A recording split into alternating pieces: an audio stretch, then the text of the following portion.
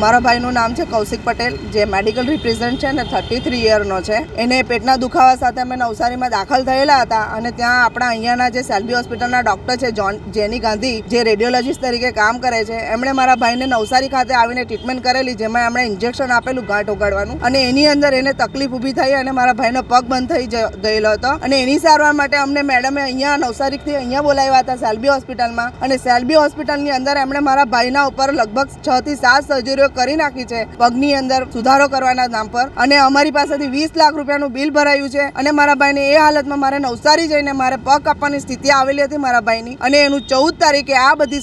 સર્જરીઓ અને એના કારણે મારા ભાઈનું મોત થયું છે. કે આપણે જો હોસ્પિટલોમાં પ્રાઇવેટમાં ફર્સ્ટ પ્રાયોરિટી પર આપણને જે ટ્રીટમેન્ટ મળે છે, જેના માટે આપણે અહીંયા દાખલ થઈએ છીએ, કે જેની સરકારી હોસ્પિટલમાં આપણને કોઈ રૂપે આપણને એની સારવાર મળી ના શકતી હોય, તો તે હોસ્પિટલના લોકો આપણને આ રીતે ટ્રીટમેન્ટ શું નામે કરે છે એ વસ્તુનો કોઈ આપણને ખ્યાલ હોતો નથી.